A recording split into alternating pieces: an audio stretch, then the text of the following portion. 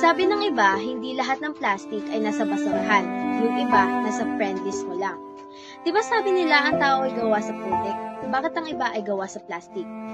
Kasabihang tumatak sa aking isipan, ano nga ba ang pinagkaiba? Para sa akin ay pare-pareho lang. Parehong manggagamit, parehong mapagpanggap. Sila ang mahirap mahanap. Mga taong mababait pagkaharap. Kaibigan di ko alam, ako ay tinatapakan na mas pinili kong pagkatiwalaan pero wala kang pakialam.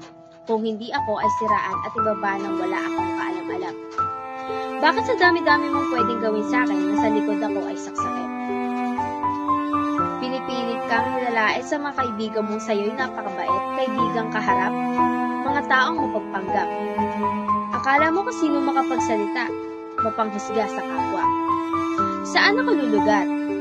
Sino ang pagkakatiwalaan ko? Sa talikuran may sulok-sulok o istorya, ngunit pagharapan, pawang kasinungalingan lamang ang dala nito. Mas mamarapati ko pang mag-isa sa isang tabi na may kapayapaan at katahimikan. Kaysa humarap sa sinasabing kaibigan, traidor naman sa harapan. Traidor? Masasabi mong traidor. Dahil sa harapan, ikaw ay gustong makasama pero pag wala ka na, marami silang masasabi sa iyo. Makudaba. May mga totoo pa bang kaibigan? Lagi na lang tumatakbo sa isip ko kung meron nga ba. Pero ang sagot ay meron pa. Sila yung sasamahan ka sa trip mo, tutulungan ka sa lahat at hindi ka ibababa.